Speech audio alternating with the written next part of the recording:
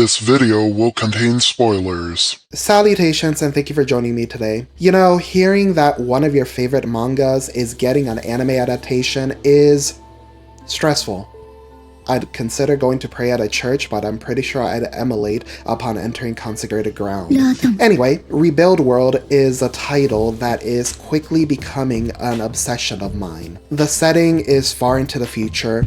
Humanity had advanced to the point where their technology may as well have been magic. And humanity used that technology to create things like this. I don't know who made this, but they were definitely American. Anyway, something happened and humanity regressed backwards several centuries. It's never stated what happened, but considering how common these things are, I can make a few guesses. In the present, humanity lives in cities surrounded by vast wastelands. Ruins of the old world do still exist. These ruins are infested with monsters like this. Despite Inukai-san's wet dreams here, some humans choose to go into the ruins to scavenge old world technology called relics in the story. These humans call themselves hunters. Our hero, Akira, lives in the outskirts of one of these mega cities. All the poor people live in this area, drawn in by free food offered by the government. And if by chance monsters begin attacking the city, then government officials will happily hand out weaponry to all the poor people in this area, turning them into makeshift militia, because nothing is free, folks. During one such monster attack, Akira happens to get his hands on a handgun, and he decides to use it to become a hunter. Akira leaves the city to go into a nearby old world ruin. What happens next varies between the light novel and the manga, but in both mediums, Akira meets a beautiful naked woman that only he can see. She has Barbie doll anatomy, but I'm gonna blur this out anyway, just in case. Anyway, this woman turns to Akira and says, "Go hide in that building over there, or you will die. You have 10 seconds.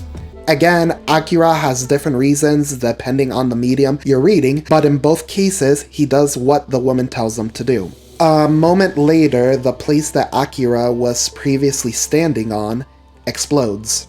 It seems that some of those wolves that I mentioned before figured out where Akira was and decides to open fire. The woman is Alpha, and she isn't real. Your feelings for her are not real. They are real to me!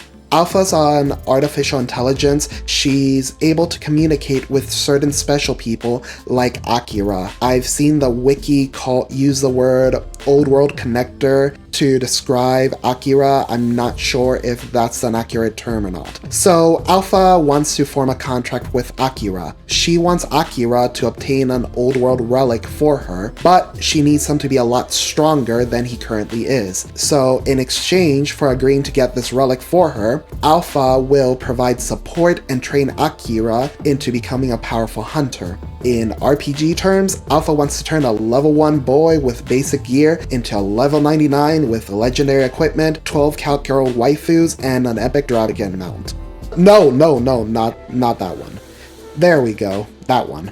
Regarding the support, Alpha basically has a full view of the world map and is able to predict how organics will behave with reasonable certainty. Low-key, I have a theory that she's exerting a lot more control than she is letting on, but we'll have to wait and see on that. Anyway, the idea is if Akira follows all of Alpha's instructions to the letter, then even someone as inexperienced as him can survive out in the wasteland. So the two make a contract. Over the course of the story, Akira becomes stronger, obtains more money than his previous self ever dreamed of, upgrades all of his equipment, stays in fancy hotels, all thanks to Alpha's assistance. The plot is basically Akira's journey to becoming a powerful hunter and fulfilling Alpha's mission for him. I should probably mention that according to the light novel, it seems that Akira is the 499th person that Alpha has formed a contract with. It seems that most of the others have died in this process, so just to let you know what the stakes are in this story. Anyway, as the story goes on, you start to get small glimpses into Akira's psyche. Short version, this boy ain't right.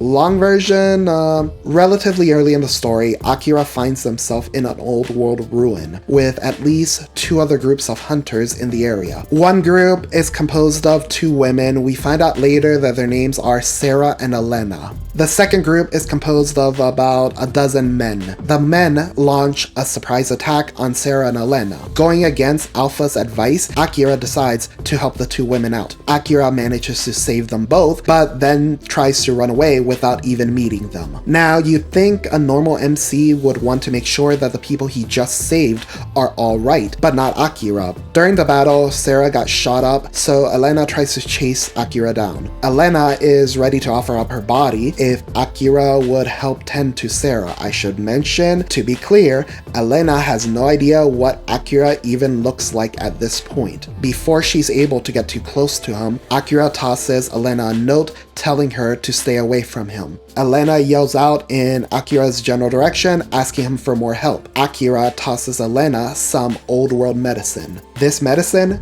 Yeah, this is the good shit. This medicine is actually nanomachines filled pills that can heal most injuries. Basically a miracle cure-all. Afterwards, Akira walks off without ever meeting Elena face to face or even speaking to her. Alpha is confused. Alpha had been analyzing Akira's actions the entire time. I'll remind you, Alpha is an ancient artificial intelligence created during a time when technology was indistinguishable from magic. In the light novel, she wonders why Akira would go to the trouble to save those 2 girls and even give them expensive medicine if he wasn't planning to make sure they were safe or even meet them. Fair question, how many people do you know that simp anonymously? In the manga, Alpha wonders if Akira really just killed all those men to save the 2 female hunters, or if he decided to save the 2 female hunters as a pretense just so he could kill the men. Personally, I think there are 2 reasons for Akira's actions here. Both are selfish. First off, the male hunters have already shown that they are willing to attack others out in the field. Having people like that wandering around could eventually become a threat to Akira himself, so why not eliminate them when he has the chance? A bit dark, but pragmatic.